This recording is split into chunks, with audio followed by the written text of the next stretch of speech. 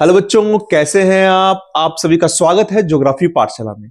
हमारी जो ज्योग्राफी की यात्रा चल रही है उसमें मैं अंतिम चैप्टर से सेकेंड लास्ट चैप्टर लेकर आ रहा हूं आपके पास में, अंतर्राष्ट्रीय व्यापार, जिसके वन लाइनर क्वेश्चन लेकर मैं आपके सामने हाजिर हूं। मुझे उम्मीद है कि आपको जो हमारा ये प्रयास है वो अच्छा लग रहा होगा, समझ में आ रहा होगा। और कल तक मैं पूरे चैप्टर्स की वीडियो कर दूंगा। उसके बाद मैपिंग्स आपकी कराई जाएगी, आपको कॉन्टिनेंट्स कहाँ पर है, कंट्रीज कहाँ पर है, कंट्रीज के अंदर कौन कौन से महत्वपूर्ण प्लेसेस हैं, सारी चीज आपको कराई जाएगी। ठीक है, तो आप यूं ही मेरे साथ बने रहिए और यूं ही आगे बढ़ते रहिए। तो लीजिए हम इसको शुरू करते हैं चैप्टर को। पहला, अंतरराष्ट्रीय व्यापार किसे कहते हैं ये बता चुका हूं मैं आपको, पहले भी था कि जब कोई देश, तो दो परिभाषा है, जब कोई देश राष्ट्रीय सीमाओं के आर पार वस्तुओं का आदान प्रदान करते हैं तो उसे अंतरराष्ट्रीय व्यापार कहते हैं। जब दो देश या कई देश या दो देश राष्ट्रीय सीमाओं के आर पार, राष्ट्रीय सीमाओं के आर पार वस्तुओं का आदान प्रदान करते हैं निश्चित नियमों के साथ में, तो उसे हम अंतरराष्ट्रीय व्यापार कहते हैं। यहां पर दोनों देशों के मध्य संसाधनों में भिन्नता होती है। संसाधनों में क्या होती है? भिन्नता होती है। ठीक है, आगे हम देखते हैं इसके अंदर। आगे आप देखिए, हाँ जी, 1950-51 में भारत के विदेशी व्यापार का कितना मूल्य रहा था? और यह मूल्य रहा था 1214 करोड़ रुपया। 1214 यानी 1214 करोड़ रुपए रहा था। नेक्स्ट क्वेश्चन, 2016-17 में मैंने बताया था कि सारे आंकड़े इसी किताब में इसी के दे रखे हैं। यहां पर विदेशी व्यापार का मूल्य कितना हो गया? ये हो गया आपके 44,29,29,762 करोड़। 44,29,762 करोड़।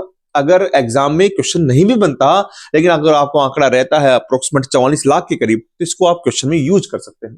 व्यापार संतुलन कैसे कहते हैं? कि किसी व्यापार में आयात व निर्यात मूल्य का संतुलन क्या कहलाता है? व्यापार संतुलन कहलाता है। अगर आयात और निर्यात का संतुलन रहता है तो उसे व्यापार संतुलन कहते हैं। नेक्स्ट क्वेश्चन, विदेशी व्यापार में वृद्धि का क्या कारण है? देखा हमने वृद्धि हुई, इसका कारण क्या है? पहला तो है कि देश की उदारीकरण नीति। दूसरा कारण है विनिर्माण क्षेत्र में वृद्धि, विनिर्माण जो क्षेत्र है उसमें वृद्धि हुई है। और तीसरा हुआ है बाजार का विस्तार हुआ है। खासकर हम कह सकते हैं इसका कारण है एलपीजी मॉडल, जो हम बात कर चुके हैं, उदारीकरण, निजीकरण और वैश्वीकरण। लीजिए नेक्स्ट क्वेश्चन, धनात्मक भुगतान व्यापार संतुलन क्या होता है उसमें? देखिए माफ कीजिएगा, व्यापार संतुलन में हमने कहा कि आयात और निर्यात बराबर होने चाहिए। धनात्मक कब होगा? जब निर्यात ज्यादा हो, क्योंकि निर्यात आप करेंगे, किसी वस्तु को बेचेंगे तो आपके जेब में पैसा आएगा। आयात ज्यादा करेंगे, वस्तु मंगाएंगे तो पैसा ज्यादा देना पड़ेगा। तो यहां पर निर्यात आयात से ज्यादा होना चाहिए, तो ये भी नहीं है, ये भी नहीं है, ये है। ये इसका आंसर हो जाएगा, निर्यात आयात से ज्यादा होगा। अगर ऋणात्मक की बात करें तो ऋणात्मक भुगतान संतुलन ये वाला होगा। ठीक है, भारत के अंतरराष्ट्रीय व्यापार के निर्यात में क्या परिवर्तन आया? पहला तो आया कि कृषि जो उत्पाद है उसमें गिरावट आई, उसमें कमी आई, वहां पर उसका निर्यात में कमी आई। दूसरा हुआ आपका जो विनिर्मित वस्तुएं हैं उसमें क्या हुई? वृद्धि हुई। विनिर्मित वस्तु में वृद्धि हुई और कृषि उत्पादों में इसमें कमी आई। वो ऐसे सामान थे, इनको हम बेचना कम कर दिया।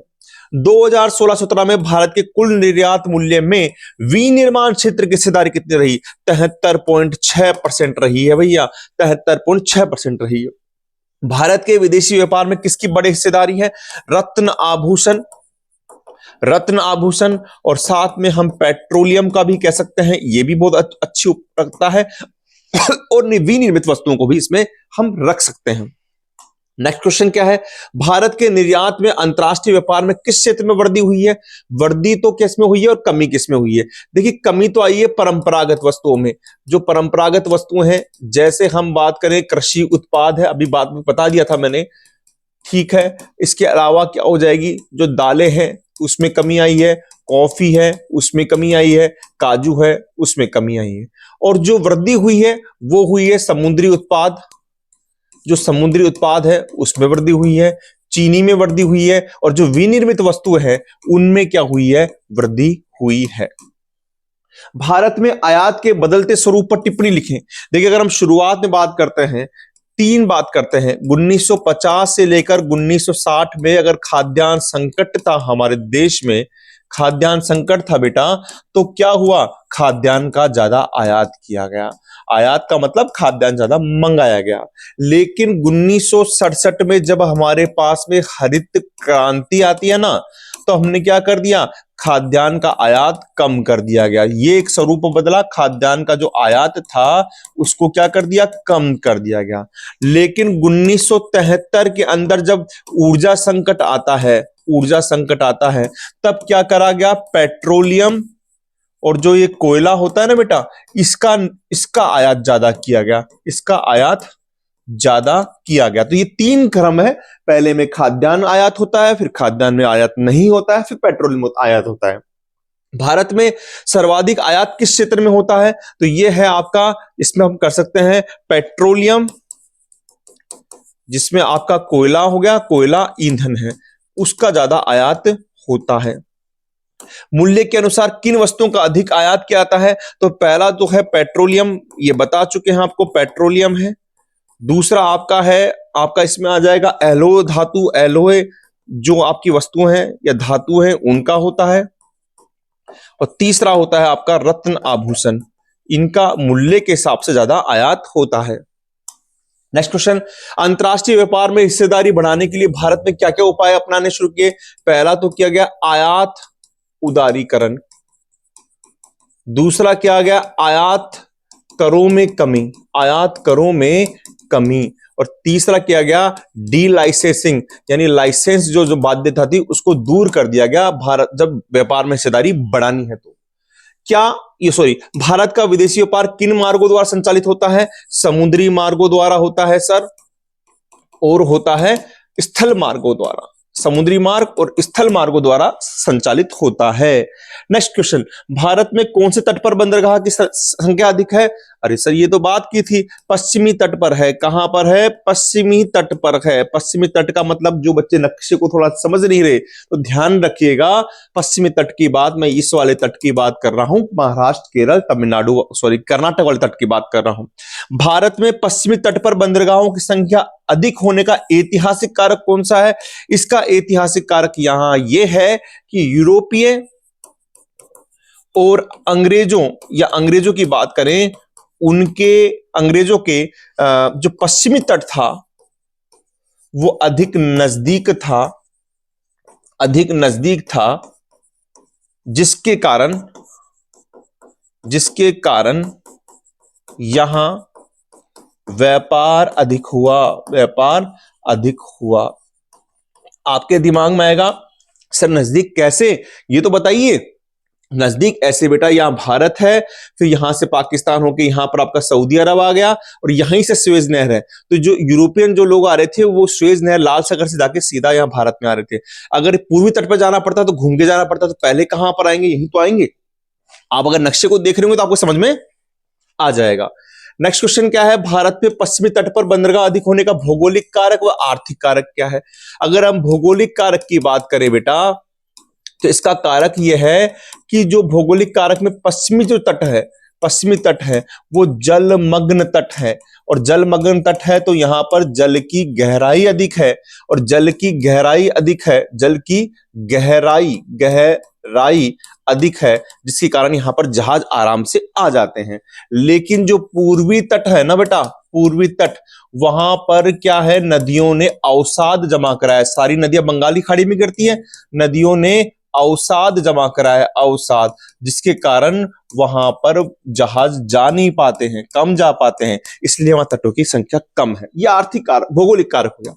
आर्थिक कारक में आप समझेंगे कि जो पश्चिमी तट है ना, पश्चिमी तट है ना सर, उसके पास में क्या है, आपके महाराष्ट्र है। अच्छा, यहीं के पास में ही, इस तट के पास में गुजरात है, केरल है और कर्नाटक है। यानी जितने भी आपके विकसित राज्य हैं, जो पैसे संपन्न राज्य हैं, व्यापार कौन करेगा, जिसका पैसा होगा वही तो व्यापार करेगा, वो सारे पश्चिमी तट पर है सर। और जो पूर्वी तट की बात करते हैं ना, पूर्वी तट की, वहां पर कौन है? उड़ीसा है जो गरीबी के अंदर आता है, छत्तीसगढ़ है, ठीक है, और आपका बिहार है, झारखंड है, पश्चिम बंगाल है, ये सारे सर यहां पर आते हैं। ये एक आर्थिक कारक है, समझ गए होंगे आप। कराची पतन के पाकिस्तान में चले जाने के बाद किस पतन को विकसित किया गया? कांडला पतन को किया गया सर, कांडला पतन को, जो कहां पर है? कच्छ की खाड़ी में है, गुजरात में। चिटगांव पतन के बांग्लादेश में चले जाने के बाद किस पतन को विकसित किया गया? ये किया गया सर हुगली नदी पर है, हुगली नदी पर है, डायमंड हार्बर, डायमंड हार्बर पतन को किया गया, जो क्या है? कोलकाता में है। कहां पर है? कोलकाता में है। समझ गए? ये बड़ा मोस्ट है, कराची का कांडला और चिटगांव का डायमंड हार्बर। 2016 में भारतीय पतन की नौभार निपटान क्षमता कितनी थी? लगभग 837 मिलियन टन थी। तो कितनी थी? 837 मिलियन टन थी नौभार निपटान क्षमता का मतलब कितने जहाज आ रहे हैं, कितने जहाज जा रहे हैं। कच्छ की खाड़ी के मुहाने पर स्थित पतन कौन सा है? मुंबई पतन ना सर, जवाहरलाल नेहरू पतन ये भी नहीं है, कांडला पतन है सर, कांडला पतन है। कांडला पतन का पश्चिम प्रदेश क्या होगा? अब कांडला पतन गुजरात के पास में, तो पश्चिम प्रदेश क्या होगा सर? उत्तर और उत्तरी पश्चिमी पूरा भारत हो जाएगा सर। अच्छा, इसमें हम किसका नाम लें? इसमें सर आप जम्मू एंड कश्मीर का नाम ले सकते हैं, इसमें आप पंजाब का नाम ले सकते हैं, इसमें आप हरियाणा का नाम ले सकते हैं, और क्या ले सर? इसमें आप राजस्थान का नाम ले सकते हैं, इसमें आप गुजरात का नाम ले सकते हैं। ठीक है, ये सारे इसके अंदर आ जाएंगे, आपके कांडला पतन के अंदर इसमें यहां पर आ जाएंगे। सुएज नहर के निर्माण का सर्वाधिक लाभ किसको हुआ? सुएज नहर का निर्माण का जो लाभ हुआ है वो हुआ है मुंबई पतन को। किसको हुआ है? मुंबई पतन को। नेक्स्ट क्वेश्चन, देश का सर्वाधिक विदेशी व्यापार किस पतन से होता था? मुंबई पतन से होता था सर, मुंबई पतन से, क्योंकि वो क्षेत्र, वो जो जगह थी ना, वो अंग्रेजों के समय विकसित की गई थी, इसलिए वहीं पर होता था। किस देश का सबसे बड़ा टर्मिनल पतन है? ये भी मुंबई पतन है सर, मुंबई पतन जो है उसका टर्मिनल पतन है। मुंबई पतन का पृष्ठ प्रदेश बताएं। अब मुंबई पतन की बात करें तो सर इसमें मुंबई के पास में महाराष्ट्र है ना सर, वो पूरा आ जाएगा। अच्छा, महाराष्ट्र आ जाएगा। अच्छा, महाराष्ट्र के साथ में क्या आ जाएगा सर? मध्य प्रदेश भी आ जाएगा, पूरा मध्य प्रदेश आ जाएगा। आपके यूपी का कौन सा भाग आएगा सर? पश्चिमी यूपी इसमें आ जाएगा, पश्चिमी यूपी। आप थोड़ा ध्यान रखेगा, यूपी का दो पार्ट है, पश्चिमी यूपी तो इसमें आ जाएगा, और अगर पूर्वी यूपी की बात करें तो वो कलकत्ता में चल जाएगा बेटा, कलकत्ता में बात कर लेंगे अभी अपन, है ना। और इसमें राजस्थान और गुजरात का दक्षिणी भाग भी आ जाएगा, सॉरी, दक्षिणी भाग भी आ सकता है। मुंबई पतन पर दबाव करने के लिए किस पतन को विकसित किया गया है? अब इसको किया गया है जवाहरलाल नेहरू पतन, जवाहरलाल नेहरू पतन, जो क्या है? इसका नाम है महासेवा पतन। ठीक है, ये कृत्रिम पतन है। भारत का सबसे बड़ा कंटेनर पतन कौन है? यही है सर, जवाहरलाल नेहरू पतन है सर। ठीक है, ओके जी, ओके जी। आगे देखिए, मारबोगा पतन किस नदी के मुहाने पर स्थित है? जुआरी नदी के मुहाने पर स्थित है, जुआरी नदी के। तो अगला क्वेश्चन देखिए, मारबोगोवा पतन का पश्चिम प्रदेश क्या है? ये गोवा में है, तो पहला तो गोवा है, और बेटा ये पश्चिमी घाट पर बता रखा था आपको, आपको याद आ रहा हो, इसका संबंध है कोंकण रेलवे से, और जो कोंकण रेलवे का विकास हुआ तो इसका पृष्ठ प्रदेश बढ़ गया, और ये चलेगा कहां पर? दक्षिणी कर्नाटक तक चलेगा, दक्षिणी कर्नाटक तक चलेगा, और महाराष्ट्र का भी कौन सा भाग आ गया? दक्षिणी महाराष्ट्र का भाग इसमें शामिल हो गया। कोंकण रेलवे का लाभ हुआ है इसको। कौन सा पतन सुएज कोलंबो मार्ग के पास स्थित होने के कारण लाभ प्राप्त करता है? यह है कोच्चि पतन। कौन सा? कोच्चि पतन, केरल का कोच्चि पतन। किस पतन व झील को अरब सागर की रानी कहते हैं? तो कहीं पर अगर पतन की बात आए तो कोच्चि पतन कह देते हैं। कोच्चि जो पतन है उसको अरब सागर की रानी कहते हैं, और कई बार ये बिल्कुल पास में है, इसके वेमनाथ झील के पास में है, इसलिए वेमनाथ झील जो केरल की है उसको भी अरब सागर की रानी कह देते हैं। आपको दोनों ही चीजों को याद रखना है इसके अंदर। अगला, कोलकाता पतन की अवस्थिति बताएं। ये क्या करता है? ये समुद्र तट से यह पतन 128 किलोमीटर अंदर की ओर है, किलोमीटर अंदर की ओर है, जो हुगली नदी द्वारा, जो हुगली नदी द्वारा समुद्र से जुड़ा हुआ है, और इसको क्या कहते हैं हम? अंतर्देशीय पतन भी कहते हैं। कौन सा पतन किन समस्याओं से जूझ रहा है, कौन सा नहीं, कोलकाता पतन। तो पहली समस्या तो क्या है कि यहां पर हुगली नदी के द्वारा अवसाद जमा है, अवसाद। इस अवसाद के कारण भी क्या हो रहा है, यहां पर बड़े जहाज नहीं आ पाते हैं और ये अंदर भी है, तो एक समस्या हो गई है। दूसरी क्या है, किसके पास में पारादीप जो उड़ीसा में है और विशाखापट्टनम, ये जो दो बंदरगाह विकसित हुए हैं, ये बंदरगाह जो विकसित हुए हैं, इससे इसकी उपयोगिता क्या हो गई है, कम हो गई है। इसकी उपयोगिता क्या हो गई है, कम हो गई है, पारादीप और विशाखापट्टनम बंदरगाह के बनने से। कोलकाता पतन को कौन से ऐतिहासिक लाभ प्राप्त है? पहला तो लाभ क्या प्राप्त है कि अंग्रेजों के समय क्या थी, ये राजधानी थी। अंग्रेजों के समय क्या थी, ये राजधानी थी, ये लाभ प्राप्त है इसको। दूसरा लाभ इसको क्या प्राप्त है कि यहां पर मुंबई पतन की तरह ही यहां पर भी क्या गया था, अंग्रेजों के द्वारा इसको व्यापार के लिए चुना गया था, व्यापार के लिए इसको चुना गया था, इसलिए व्यापार के लिए क्षेत्र के लिए इसको चुना गया था, इसलिए इसको यहां पर ज्यादा लाभ प्राप्त है। नेक्स्ट क्वेश्चन, कोलकाता पतन का पृष्ठ प्रदेश बताएं। ये बड़ा अच्छा इंटरेस्टिंग पॉइंट है। देखो पहले तो कोलकाता खुद हो गया, फिर कोलकाता के पास में कौन सा हो गया, झारखंड हो गया। झारखंड के साथ में कौन सा हो गया आपके झारखंड का हो गया। झारखंड के बाद में बिहार हो गया, बिहार के बाद सिक्किम हो गया, सिक्किम के बाद में पूर्वी यूपी हो गया, पूर्वी यूपी के बाद में सारे उत्तरी पूर्वी जो राज्य हैं वो सारे आ गए। और साथ में दो देश और हैं जो स्थलबद्ध है, नेपाल और भूटान भी इसके साथ जुड़े हुए हैं। अगर कहे कि देश का सबसे बड़ा पतन कौन कहें तो कोलकाता नहीं है, मुंबई पतन है। देश का सबसे बड़ा पतन कौन सा है, मुंबई पतन है। कोलकाता पतन पुराना पतन कह सकते हैं। कोलकाता पतन के भार को कम करने के लिए किस पतन का निर्माण किया गया है, ये किया गया है हल्दिया पतन का। ठीक है, किस पतन का पोताश्रय सबसे अधिक गहरा है, यह है पारादीप का। किसका, पारादीप का। और पारादीप कहां पर है, उड़ीसा में है, जहां बड़े बड़े जहाज आते हैं। कौन सा पतन स्थलबद्ध या फिर भू आबद्ध पतन है, और इसके अंदर उत्तर आएगा आपका विशाखापट्टनम पतन। नेक्स्ट क्वेश्चन, चेन्नई पतन पर भार कम करने के लिए कौन से पतन विकसित किए गए हैं? एक तो किया गया एन्नोर पतन, एन्नोर पतन, और एक किया गया है तूतीकोरन पतन, तूतीकोरन पतन। और दोनों कहां पर है, तमिलनाडु में है। और चेन्नई भी कहां पर है, तमिलनाडु में है। अंतरराष्ट्रीय व्यापार में वायु मार्गों की तुलना में महासागरीय मार्ग अधिक उपयुक्त है। क्यों? क्योंकि महासागरीय मार्गों से स्थूल और जो बड़ी बड़ी सामग्री होती है वो यहां से ली जा सकती है, और अंतरराष्ट्रीय व्यापार में जो भारी सामान होता है उनका व्यापार होता है। 2016-17 की रिपोर्ट में भारत में कितने अंतरराष्ट्रीय हवाई अड्डे हैं? अजी साहब 25 है सर जी, 25 हवाई अड्डे हैं। नेक्स्ट क्वेश्चन, भारत का अधिकांश विदेशी व्यापार होता था स्थल एवं समुद्र द्वारा।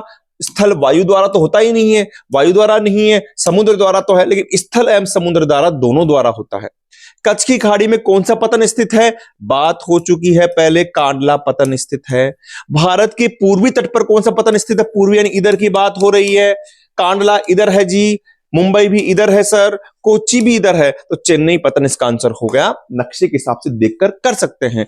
आगे देखिए, भारत के पश्चिमी तट पर कौन सा पतन स्थित है? पश्चिमी तट यानी इधर की बात हो रही है सर। हल्दिया पतन इधर है, विशाखापट्टनम पतन भी इधर है, कोच्चि पतन इधर है, और चेन्नई पतन इधर है, तो कोच्चि पतन इसका आंसर हो गया है। ठीक है, नेक्स्ट क्वेश्चन, भारत के अंतरराष्ट्रीय व्यापार में निर्यात संगठन की 2016-17 की रिपोर्ट में सर्वाधिक हिस्सा किसका है?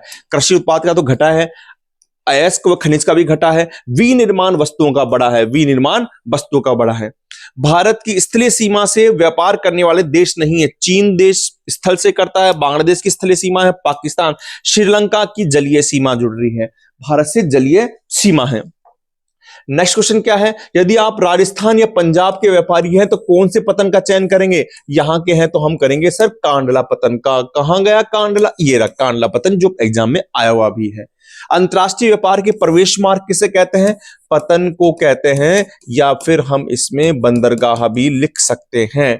नेक्स्ट, भारत का सबसे पुराना व कृत्रिम पतन कौन सा है? चेन्नई पतन। चेन्नई पतन भारत का प्रथम क्या है? कृत्रिम पतन है, कृत्रिम पतन है चेन्नई पतन। जापान को लोहे अयस्क कहां निर्यात के लिए कौन से पतन की महत्ता है? यह है मार्मोगोआ पतन, जो जुआरी नदी के किनारे है। यहां से जो लोहे अयस्क कहां निर्यात किया जाता है? जापान को निर्यात किया जाता है। लंबी दूरी वाले उच्च मूल्यवान या नाशवान सामान को कम समय में अगर ले जाना हो तो कौन सा परिवहन लेंगे हम? वायु परिवहन लेंगे सर, वायु परिवहन लेंगे। नेक्स्ट क्वेश्चन, भारत की इसी कुछ फैक्ट्स है। भारत की स्थलीय सीमा की लंबाई 15,200 किलोमीटर है। भारत की तटीय सीमा की लंबाई 6100 किलोमीटर है। भारत की द्वीपों सहित तटीय सीमा की लंबाई 7,516 किलोमीटर है। भारत में सबसे लंबी तटरेखा गुजरात है सर, और भारत में सबसे छोटी तटरेखा आपकी गोवा है सर। कौन सी है? गोवा है। ठीक है, गोवा। अंतिम प्रश्न, निम्न को सुमेलित कीजिए। तूतीकोरन, अब देखिए तूतीकोरन कहां पर आएगा आपके, अभी बात की थी मैंने, तमिलनाडु में आएगा सर। पारादीप कहां आएगा? ये उड़ीसा में आएगा सर। कालीकट कहां आएगा? केरल में आएगा सर।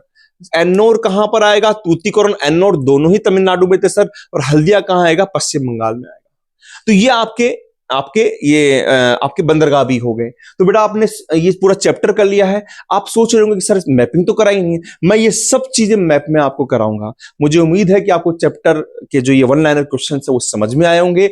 आप पहले वीडियो देखिए, उसके बाद देखिए, काफी बेनिफिशियल आपके लिए होगा।